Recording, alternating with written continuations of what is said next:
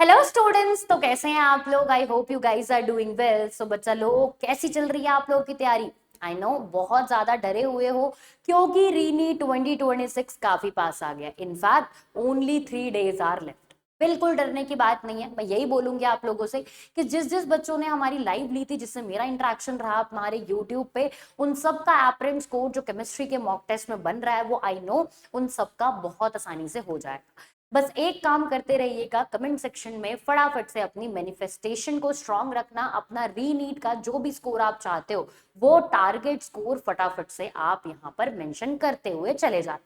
अब देखिए, उसी डर को कम करने के लिए और आपका कॉन्फिडेंस लेवल बढ़ाने के लिए मैं एक क्विक रिवीजन वीडियो लेके आई हूँ, जिसमें सारी नेम रिएक्शन आपको बहुत ही कम टाइम में, शॉर्ट ड्यूरेशन में मैं रिवाइज करवा दूंगी। जी हाँ, बिल्कुल। जितनी एनसीईआरटी नेम रिएक्शन आपको प्रोवाइड करती है, वो सारी नेम रिएक्शन आज की क्लास में हम फटाफट से रिवाइज करने वाले हैं।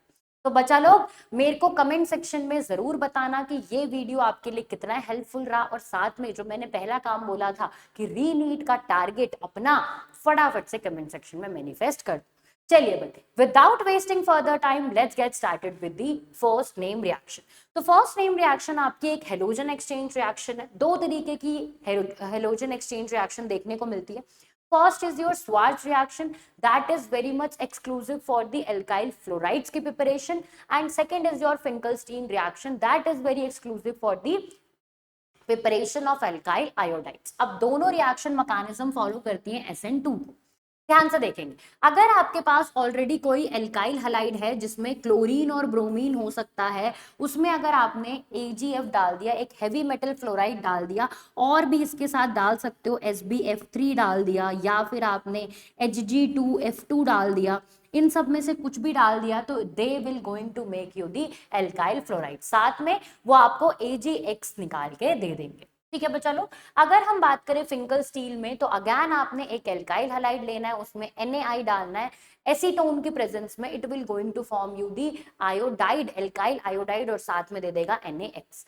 अब ये जो NaX है बच्चा, ये क्या क्या हो सकता है। ये हो सकता है आपके पास NaCl, और ये हो सकता है आपके पास NaBr।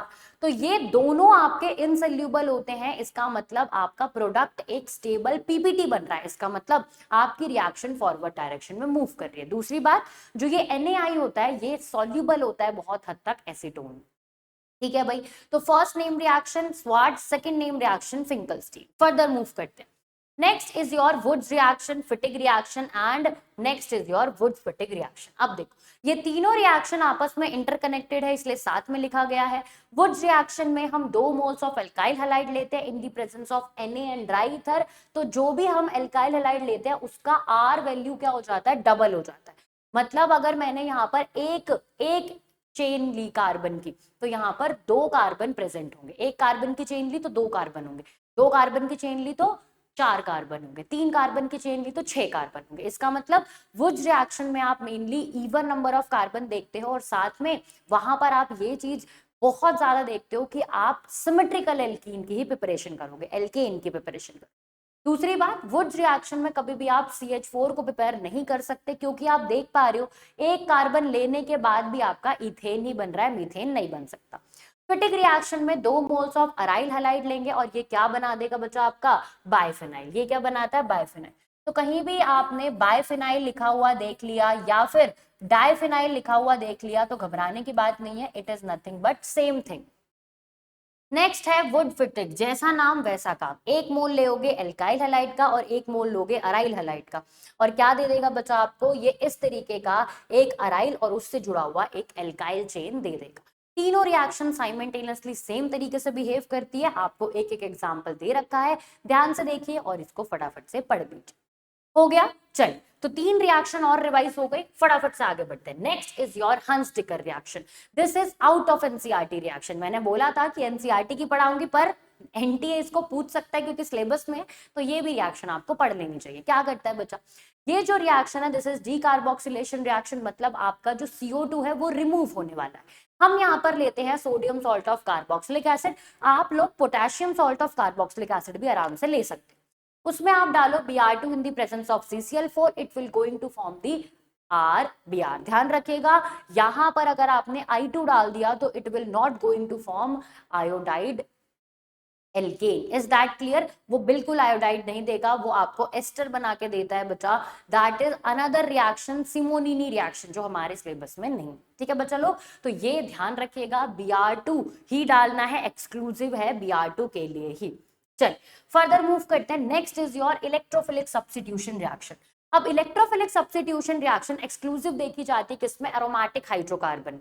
एरोमेटिक हाइड्रोकार्बन में भी किसमें देखी जाएगी? हमारा पेरेंट मॉलिक्यूल जो है कौन है भाई? It is nothing but benzene, benzene में देखी जाती है। तो भाई एरोमेटिक सब्स्टिट्यूशन रिएक्शन जो होती है बच्चा, ये तीन स्टेप में फॉलो होती है। कौन कौन सी? Generation of electrophile, attack of electrophile and removal of old proton, या फिर रिमूवल ऑफ ओल्ड इलेक्ट्रोफाइल, जो कि किसकी तरह है? प्रोटोन ही। ठीक है, तो ये 5 तरीके की रिएक्शन होती है, हेलोजिनेशन, नाइट्रेशन, सल्फोनेशन और फिर फिडलक्राफ्ट एल्काइलेशन एंड फिडलक्राफ्ट असाइलेशन। तो जल्दी से देख लेते हैं भाई। हमने अगर हेलोजिनेशन कराना है तो बेंजीन पे Cl2 लूंगी और अनहाइड्रस AlCl3 लूंगी। ये जो अनहाइड्रस AlCl3 है ये लुईस एसिड की तरह काम करता है, Cl का लोन पेयर इससे अटैच होता है और यहाँ पर आपके पास Cl positive as an electrophile use होता है। Next is your nitration. Nitration में बेंजीन रिंग और आपके पास कॉन्सेंट्रेटेड HNO3 H2SO4 यूज किया जाता है। अब दोनों देखने में क्या है? Acid, but in the reaction HNO3 reacting as a base and concentrated H2SO4 is acting as a acid। यहाँ पर नाइट्रेटिंग मिक्सचर के नाम से भी इन दोनों को लिखा जाता है। साथ में अगर इलेक्ट्रोफाइल पूछ लिया तो that is your NO2 positive, this is nitronium ion. ठीक है बच्चा लोग, आगे बढ़ते हैं। सल्फोनेशन की बात करें तो आपको ओलियम दिखाई दे सकता है या फिर फ्यूमिंग सल्फ्यूरिक एसिड देखने को मिल सकता है। यहाँ पर जो इलेक्ट्रोफाइल यूज होता है दैट इज योर SO3। उसी तरीके से जो हमारे पास फिडलक्राफ्ट एल्काइलेशन असाइलेशन रिएक्शन है, तो असाइलेशन में तो आपका असाइल कटायन ही बनता है, वो डायरेक्टली अटैच हो जाएगा हमारी बेंजीन रिंग से। लेकिन यहां पर आपके पास एक कार्बोकटायन बनता है X निकलने के बाद। तो ध्यान रखिएगा, कार्बोकटायन है तो there is a formation, there is a possibility for rearrangement. और रीअरेंजमेंट कैसे देखी जाती है बच्चा? अगर टर्शरी होगा तो जल्दी से टर्शरी बनना चाहेगा, मतलब अगर प्राइमरी होगा तो टर्शरी बनेगा जल्दी से, अगर सेकेंडरी होगा तो भी टर्शरी में बनना चाहेगा। क्लियर है भाई?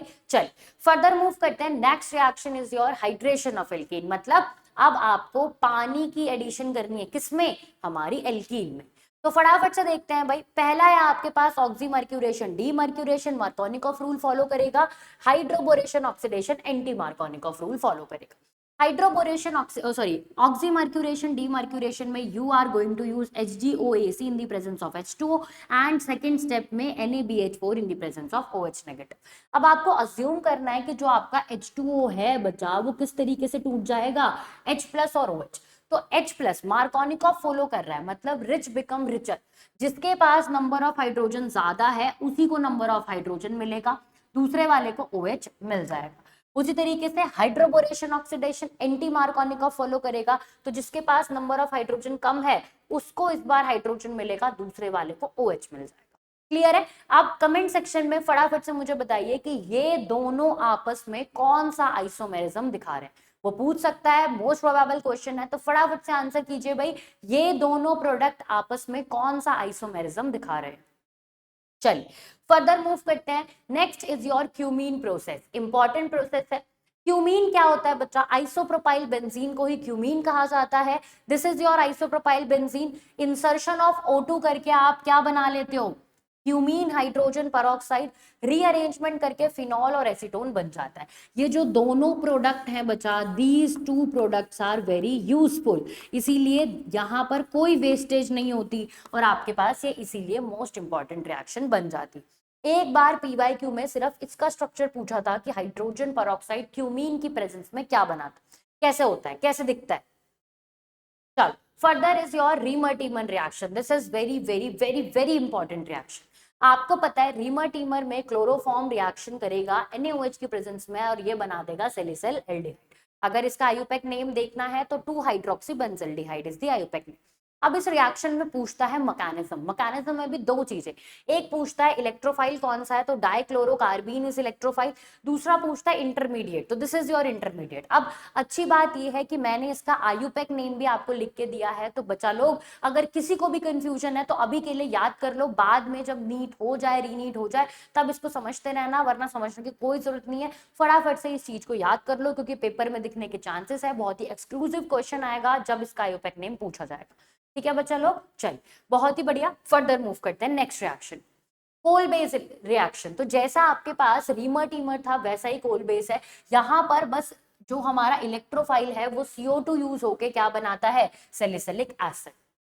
अब इसी सैलिसिलिक एसिड को यूज करके बहुत ही बढ़िया ड्रग बनाते हैं हम, जिसका नाम है एस्पिरिन। हम क्या करते हैं बच्चा, इसमें हम डाल देते हैं एसिटाइलेशन करा देते हैं, एसिटिक एनहाइड्राइड डाल देते हैं, और ये क्या बनाता है, acetyl salicylic acid, that is also known as aspirin. अगर इसका आयुपेक नेम लिखना हो तो this is your two acetoxy benzoic acid.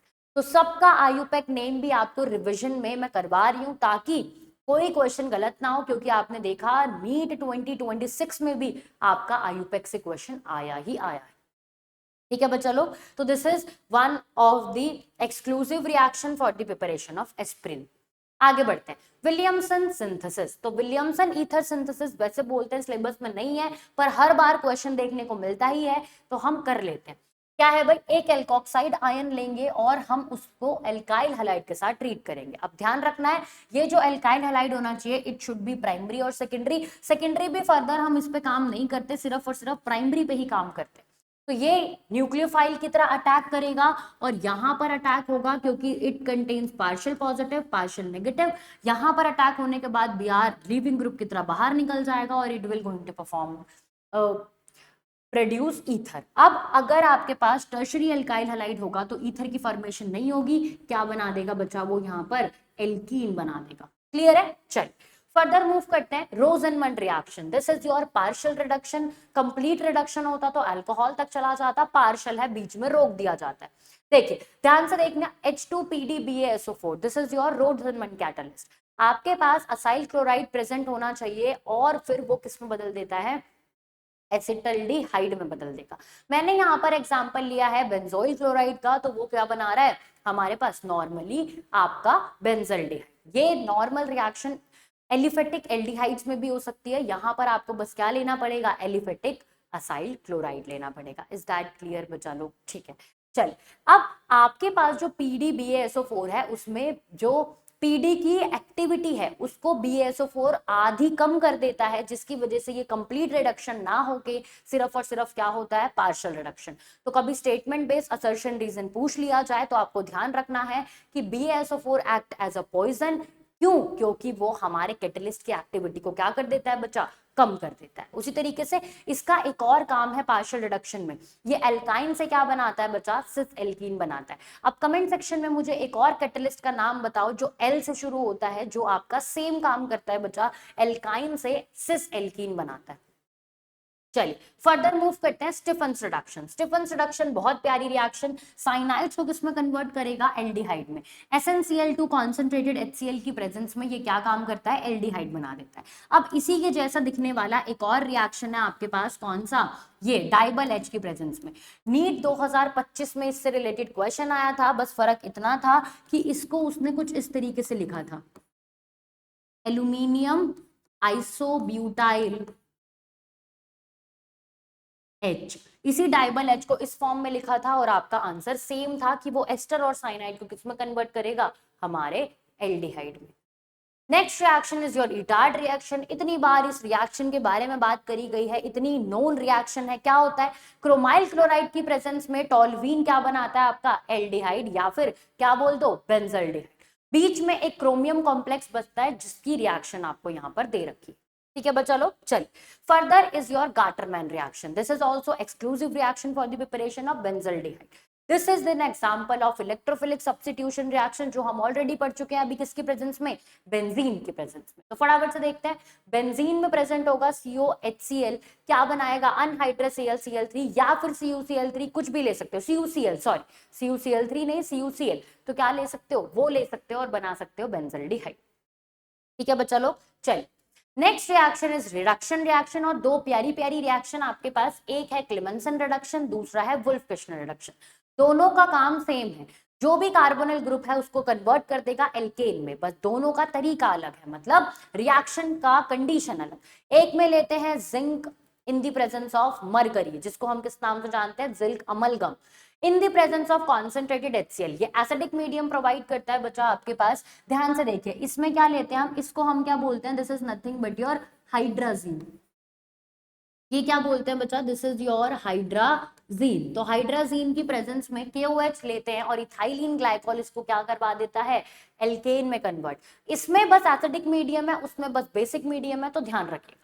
एक चीज और, अगर यहाँ पर आपके पास NO2 ग्रुप किसी भी अदर फॉर्म में प्रेजेंट होगा तो वो भी किस में कन्वर्ट हो जाएगा बच्चा, it will also going to convert into NH2। Clear होती है इतनी बातें। अगर कोई OH नॉर्मल प्रेजेंट हो, कॉन्जुगेशन में नहीं हो, तो वो भी Cl में कन्वर्ट हो जाएगा। सेम अगर यहाँ पर NO2 होगा तो NO2 की फॉर्म में ही रहेगा, लेकिन अगर यहाँ पर कोई Cl होगा तो वो OH की फॉर्म में कन्वर्ट हो जाएगा। ये छोटी सी बात आपको ध्यान रखना। चलिए फर्दर मूव करते हैं। Next is your aldol condensation. Aldol condensation one of the most repeated most asked reaction. तो इतना ध्यान रखना है, प्रेजेंस ऑफ अल्फा हाइड्रोजन होना चाहिए, sp3 पे एटलीस्ट 2 अल्फा हाइड्रोजन होने चाहिए फॉर दी एल्डोल कंडेंसेशन। अब ध्यान से देखिए, जो ये आपके पास अल्फा हाइड्रोजन होता है, इसको ये एक्सट्रैक्ट कर लेता है और यहां पर बनाता है कुछ इस तरीके का बेस। इस नेगेटिव चार्ज को न्यूक्लियोफाइल की तरह अटैक करवाता है ये अपने ही मॉलिक्यूल पे, और क्या फॉर्म कर लेता है, beta hydroxy aldehyde.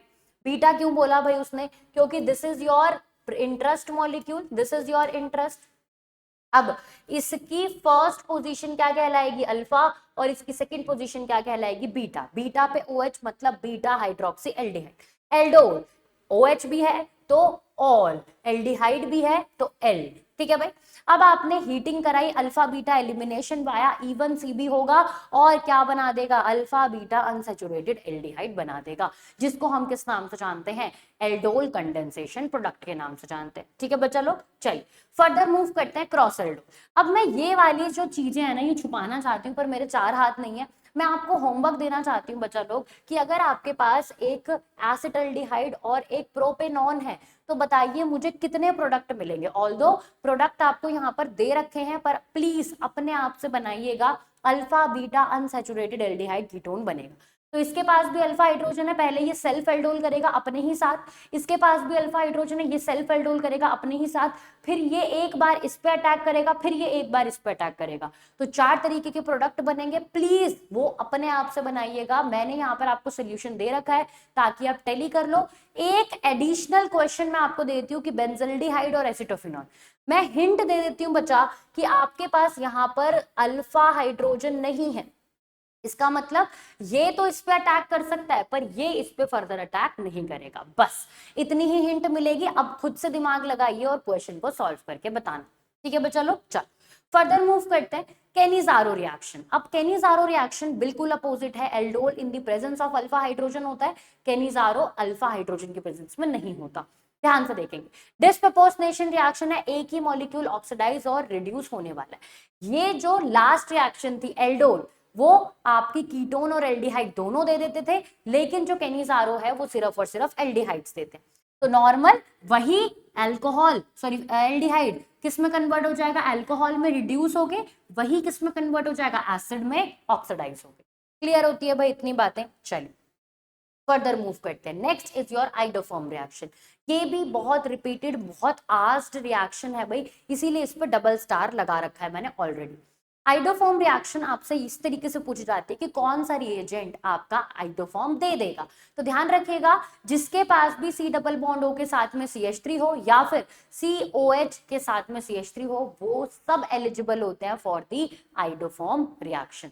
Methyl ketone, methyl aldehyde या फिर मिथाइल ऐसा सेकेंडरी या फिर प्राइमरी अल्कोहल। चलिए फर्दर मूव करते हैं soda lime decarboxylation reaction. Decarboxylation से मुझे एक बात समझ में आती है कि रिमूवल ऑफ CO2 होने वाला है। सोडा लाइम कहां से आया, सोडम कास्टिक सोडा लिया और क्विक लाइम लिया, 3:1 के रेशियो में डीकार्बोक्सिलेशन, CO2 निकाल दिया, आपका बन गया बस एल्केन, जिसमें एक कार्बन क्या है, कार्बन इज लेस, कार्बन क्या है बच्चा, लेस, और इसने NO2CO3 बाहर निकाल दिया। ठीक है बच्चा लोग, चल फर्दर मूव करते हैं। एस्टेरिफिकेशन रिएक्शन बहुत अच्छी रिएक्शन है। एक मेन चीज पूछी जाती है कि ये वाला जो ऑक्सीजन है ये कहां से आया है, तो ध्यान रखिएगा दिस इज फ्रॉम अल्कोहल। देखने से लगेगा एसिड से आया, but no, this is from alcohol. एक एसिड लेते हैं, एक अल्कोहल लेते हैं, लिख देते हैं बच्चा फटाफट से, ये क्या है, एक एसिड, ये क्या है, एक अल्कोहल, और ये दोनों मिला के क्या बना देते हैं बच्चा, आपका एस्टर बना देते हैं। क्लियर है इतनी बातें?